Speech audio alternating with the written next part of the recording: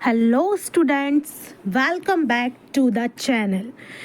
यहाँ पे आपके सामने है कक्षा 10वीं का अर्धवार्षिक परीक्षा का एक मॉडल क्वेश्चन पेपर, जिसमें कि बहुत ही इम्पॉर्टेंट क्वेश्चंस जो हैं वो रखे गए हैं और इन क्वेश्चंस की एग्ज़ाम में आने की बहुत पॉसिबिलिटी बनती है।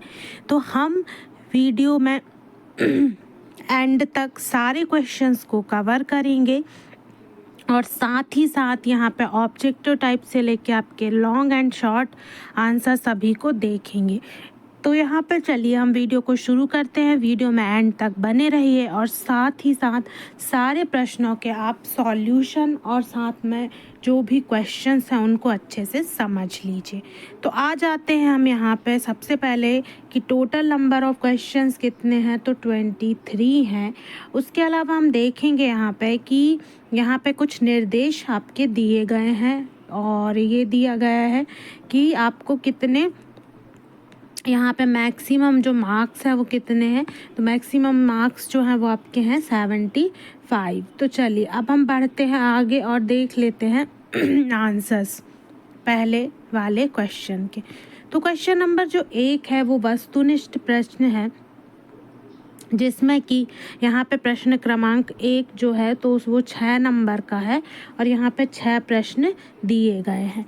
तो पहला जो प्रश्न है पहला प्रश्न कहता है कि कैल्शियम ऑक्साइड का जल के साथ अभिक्रिया किस प्रकार की अभिक्रिया है।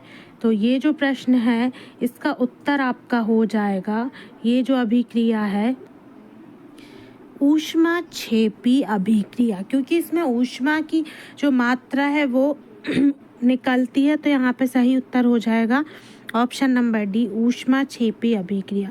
उसके बाद है प्रश्न क्रमांक 2, प्रोपेन C3H8 के ऑक्सीजन में दहन के लिए संतुलित समीकरण कौन सा है। तो इसका उत्तर हो जाएगा ऑप्शन नंबर ए। अब बढ़ते हैं आगे, देखते हैं प्रश्न क्रमांक 3, विद्युत चुंबक का कोर बनाने के लिए निम्नलिखित में से कौन सी सामग्री सबसे उपयुक्त है। तो सही उत्तर हो जाएगा ऑप्शन नंबर सी, लोहा। उसके बाद आ जाते हैं प्रश्न क्रमांक 4 पे, उदासीनता अभिक्रिया में अम्ल एक क्षार के साथ अभिक्रिया करके उत्पाद बनाता है। क्या उत्पाद बनाता है, तो हो जाएगा उत्तर लवण और जल। फिर है 5वां, विद्युत ऊर्जा को यांत्रिक ऊर्जा में परिवर्तित करने वाला उपकरण है। तो कौन सा उपकरण है, तो ये आंसर हो जाएगा मोटर। उसके बाद आ जाते हैं प्रश्न क्रमांक 6 पे, किसी माध्यम का अपवर्तनांक निर्भर करता है, काय पे निर्भर करता है, तो माध्यम के घनत्व पर। तो यहाँ पे कंप्लीट हो जाते हैं।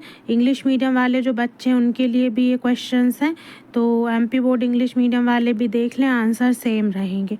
उसके बाद आ जाते हैं हम यहाँ पे रिक्त स्थान की पूर्ति कीजिए। तो पहला वाला है कि खालिस्तान क्रियाओं को मैंडुला द्वारा नियंत्रित किया जाता है। तो ये हो जाएगा अवैच्छिक, ठीक है। उसके बाद सेकंड है, दाहिने हाथ के अंगूठे के नियम के अनुसार यदि अंगूठा धारा की दिशा को इंगित करता है तो उंगलियां किस दिशा में मुड़ेंगी। तो सही आंसर हो जाएगा चुंबकीय क्षेत्र। उसके बाद तीसरा है, मछलियों के हृदय में केवल कितने कक्ष होते हैं। तो इसका आंसर हो जाएगा 2 कक्ष। आँख का वह भाग जो इसे रंग प्रदान करता है क्या कहलाता है, तो हो जाएगा आइरिस। उसके बाद है 5वां, मैं ऊर्जा का प्रवाह एक दिशा में होता है, तो विद्युत परिपथ इसका उत्तर हो जाएगा।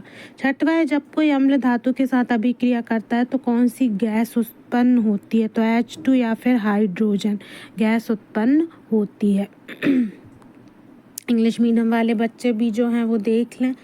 अब आ जाते हैं हम प्रश्न क्रमांक 3 पे, निम्नलिखित कथनों के लिए सही गलत लिखिए।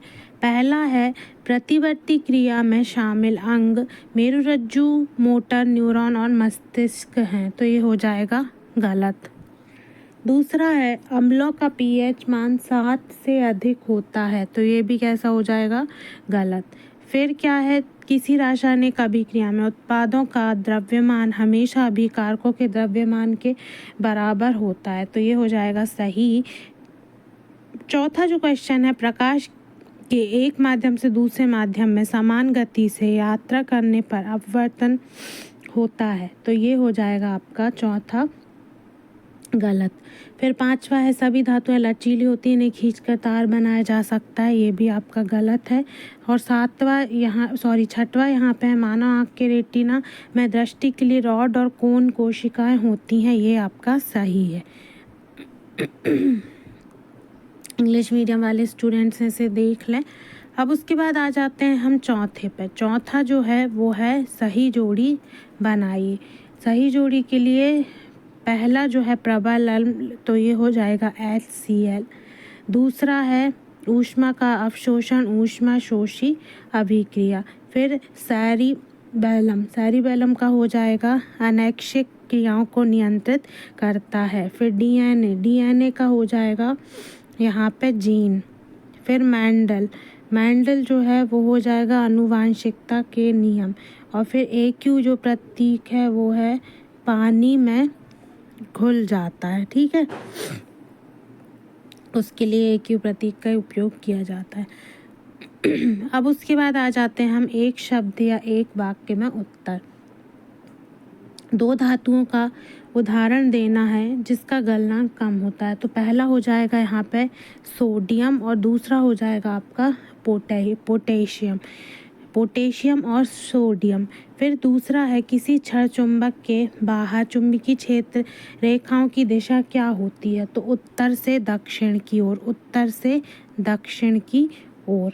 फिर मानव का सामान्य रक्तचाप क्या है, तो 80-120 या 120-80, 80-120, ठीक है, ये हो जाएगा। उसके बाद फिर है, मानव मस्तिष्क का कौन सा भाग सोचने, सुनने, सूंघने और देखने के लिए विशेषीकृत है, तो है सेरिब्रेलम, ठीक है, सेरिब्रेलम।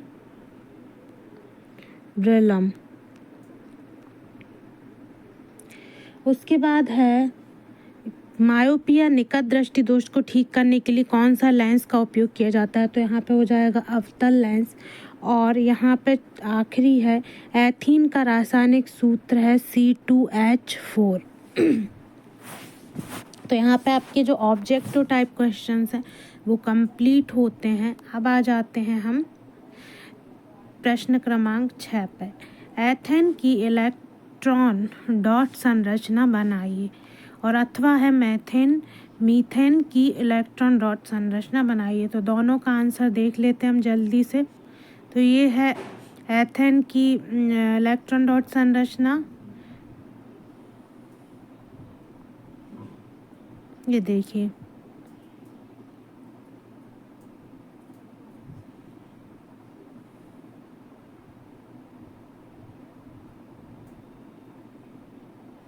और ये है मैथेन की, और ये है एथेन की, ठीक है। अब बढ़ते हैं हम आगे।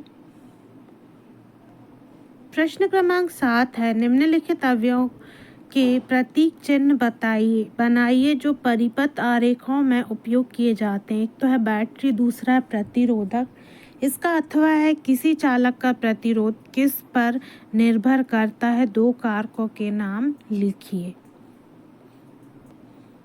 तो ये देखिए यहाँ पे है प्रतिरोध और बैटरी। उसके बाद है प्रश्न क्रमांक 7 का अथवा, लंबाई और पदार्थ की प्रकृति। दो हैं जिन कारकों पे प्रतिरोध मुख्य रूप से यहाँ पे प्रतिरोध निर्भर करता है। उसके बाद प्रश्न क्रमांक 8 है, तारे टिमटिमाते हुए क्यों दिखाई देते हैं। उसका अथवा है, आकाश नीला क्यों दिखाई देता है। तो दोनों के आंसर देख लेते हैं। तो ये रहा, तारे क्यों टिमटिमाते हैं। उसके बाद इसका अथवा जो है, आकाश नीला क्यों दिखाई देता है, तो ये है, आकाश नीला क्यों दिखाई देता है, ठीक है, ये प्रकीर्णन के कारण दिखाई देता है। प्रश्न क्रमांक 9 है, ब्रायोफिल्म की पत्तियां कैसे पुनरुत्पादन करती हैं? अमीबा में द्विखंडन की प्रक्रिया का वर्णन करें। तो ये रहा इसका उत्तर। प्रक्रिया के चरण देख लेते हैं। आप चाहें तो स्क्रीनशॉट ले लें। उसके बाद अमीबा में द्विखंडन की जो प्रक्रिया है उसका यहाँ पे वर्णन दिया हुआ है, आप स्क्रीनशॉट ले सकते हैं। फिर है प्रश्न क्रमांक 10, ऊष्माक्षेपी और ऊष्माशोषी अभिक्रियाओं में क्या अंतर है? उसके अथवा में है, ऑक्सीकरण और अपचयन अभिक्रिया को परिभाषित कीजिए। तो दोनों प्रश्नों के चलिए हम उत्तर देख लेते हैं कि क्या उत्तर है। तो ये रहे ऊष्माक्षेपी और ऊष्माशोषी अभिक्रिया में अंतर, 2 अंतर है, 2 अंक का प्रश्न है। उसके बाद फिर है ऑक्सीकरण और अपचयन अभिक्रिया किसे कहते हैं, ये रहा। आप चाहें तो स्क्रीनशॉट ले सकते हैं। अब आ जाते हैं 11वें प्रश्न पर, मेंडल के पृथक्करण नियम का क्या महत्व है? मेंडल के प्रभुत्व के नियम को एक उदाहरण की सहायता से समझाइए। तो इन दोनों प्रश्नों के उत्तर ये रहे। मेंडल के पृथक्करण नियम के मुख्य बिंदु, तो पहला है आनुवांशिकता की व्याख्या, फिर है पुनेट वर्ग का आधार, लक्षणों का शुद्ध संचरण, कृषि और चिकित्सा में अनुप्रयोग। फिर यहाँ पे हम देखेंगे नामांकित चित्र, जो कि प्रश्न क्रमांक 12 है कि मानव उत्सर्जन का नामांकित चित्र बनाइए। उसके बाद हृदय के 2 कपाटों के नाम लिखिए एवं उनका एक एक कार्य भी लिखिए। तो मानव उत्सर्जन तंत्र का नामांकित चित्र जो कि आप देख चुके हैं। उसके बाद 2 कपाट के नाम ये दिए हुए हैं, तो इनको भी आप अच्छे से नोट कर लें या फिर चाहे तो आप स्क्रीनशॉट ले सकते हैं। अब बढ़ते हैं नेक्स्ट क्वेश्चन पे। नेक्स्ट क्वेश्चन क्या कहता है? नेक्स्ट क्वेश्चन है, प्रतिवर्ती चाप क्या है? एक उदाहरण दीजिए। उसके अथवा में है, मानव शरीर में न्यूरॉन्स की भूमिका को समझाइए। तो ये रहा प्रतिवर्ती चाप, स्क्रीनशॉट ले लें। उसके बाद जो न्यूरॉन्स जो तंत्रिका कोशिकाएं हैं उनके बारे में जो जानकारी है वो लिखी हुई है, इसका भी स्क्रीनशॉट ले लें। फिर बढ़ते हैं आगे। अगला प्रश्न कहता है कि ओम का नियम लिखिए व इसका गणितीय व्यंजक लिखिए। अथवा में श्रृंखला से जुड़े 3 प्रतिरोधों के कुल प्रतिरोध की गणना करें। R1 बराबर 2 ओम, R2 बराबर 3 ओम और R3 बराबर 5 ओम। तो ये है ओम का नियम और इसका नीचे गणितीय व्यंजक भी दिया हुआ है। तो ये रहा इसका गणितीय व्यंजक। फिर ये है श्रृंखला में जुड़े 3 प्रतिरोध। उसके बाद यहाँ पे गणना करेंगे तो ये देखिए R बराबर टोटल आ जाएगा 10 ओम। फिर है प्रश्न क्रमांक 15, अपवर्तनांक को परिभाषित कीजिए। पानी का अपवर्तनांक लिखिए। एक उत्तल लेंस की फोकस दूरी 25 सेंटीमीटर है। लेंस की शक्ति की गणना करें और बताएं कि यह अभिसारी लेंस है या अपसारी लेंस। तो ये रही लेंस की शक्ति की गणना। उसके बाद फिर इसका स्क्रीनशॉट ले लें।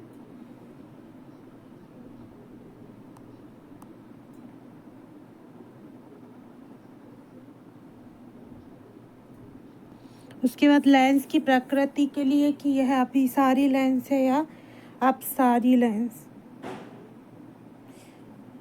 इसका भी स्क्रीनशॉट ले लें। फिर है जीवों में पीएच का मान का महत्व समझाइए। 2 उदाहरण लिखिए। अथवा में बेकिंग सोडा को गर्म करने पर होने वाली रासायनिक अभिक्रिया किस प्रकार के रासायनिक समीकरण लिखिए। तो ये रहा जीवों में पीएच मान का महत्व, इसका आप स्क्रीनशॉट ले लें। उसके बाद है बेकिंग सोडा की यहाँ रासायनिक अभिक्रिया और उसके बारे में जो समीकरण है, तो इसका भी स्क्रीनशॉट ले लें। फिर है प्रश्न क्रमांक 17, जल प्रदूषण को कैसे नियंत्रित कर सकते हैं, कोई 2 उपाय लिखिए। इसका अथवा है वायु प्रदूषण के क्या कारण हैं, कोई 2 कारण लिखिए। तो ये है प्रश्न क्रमांक 17, इसके 2 उपाय।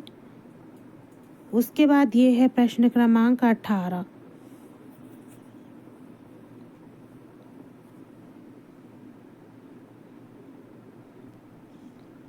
प्रश्न क्रमांक 18 है निम्नलिखित धातुओं का उदाहरण दीजिए जो लंबे समय तक वायु और पानी के संपर्क में आने के बाद भी जंग नहीं लगता, जिसे सबसे अधिक विद्युत चालकता के लिए जाना जाता है, और तीसरी है जिसे आसानी से चाकू से काटा जा सकता है।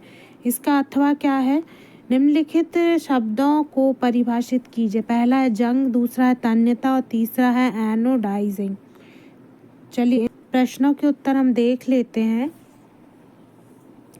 तो जब लंबे समय तक पानी के संपर्क में आने पर जंग नहीं लगती, वो है सोना। सबसे अधिक विद्युत चालकता के लिए चांदी को जाना जाता है, आसानी से जो चाकू से काटा जा सकता है वो है सोडियम। उसके बाद फिर संचारण की परिभाषा यहाँ जंग की देखिए ये दी हुई है, इसका स्क्रीनशॉट ले लें। उसके बाद फिर दूसरा है तन्यता, इसका भी स्क्रीनशॉट ले लें, और तीसरा है एनोडाइजिंग, इसका भी स्क्रीनशॉट ले लें।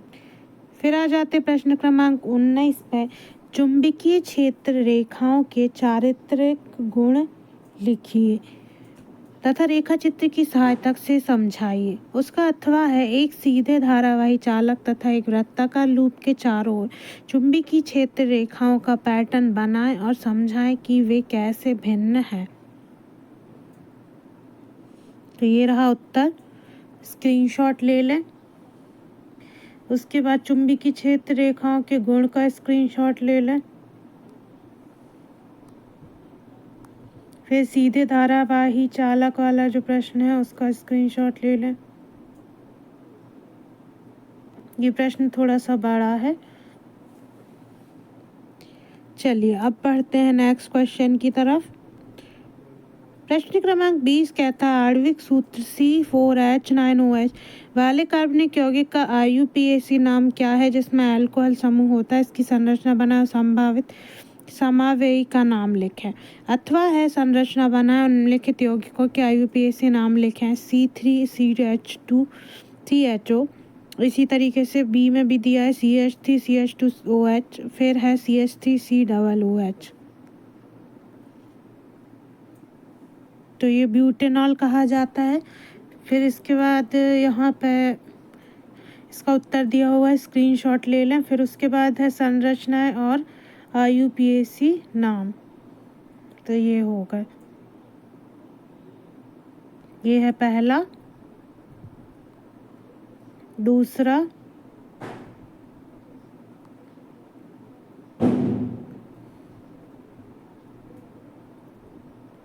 फिर है यहाँ पे तीसरा।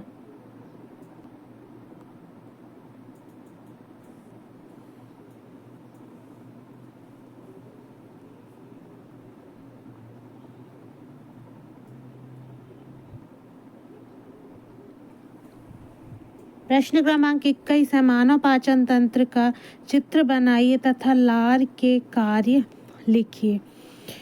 फिर है अथवा मानव हृदय का चित्र बनाइए और लिखिए कि हमारा परिसंचरण तंत्र किस प्रकार का है। तो ये रहा इसका उत्तर, स्क्रीनशॉट ले लें।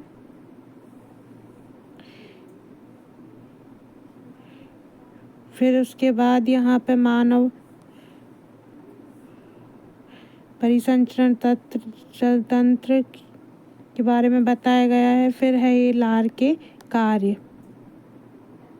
इसका भी स्क्रीनशॉट ले लें। यहाँ पे मानव हृदय का, अगले प्रश्न के लिए मानव हृदय का नामांकित चित्र है और हमारा परिसंचरण तंत्र किस प्रकार कार्य करता है ये इस बारे में बताया गया है। फिर है प्रश्न क्रमांक 22, मादा प्रजनन तंत्र के किसी 4 भागों का नाम बताओ और उसके महत्व को लिखें। इसके अथवा में है कायिक प्रवर्धन जनन की विभिन्न विधियों और कृषि में उनके महत्व का वर्णन करें। तो ये रहा 22वें प्रश्न का उत्तर। पहले एक स्क्रीनशॉट ले लें, फिर उसके बाद ये दूसरा, इसके बाद कायिक प्रवर्धन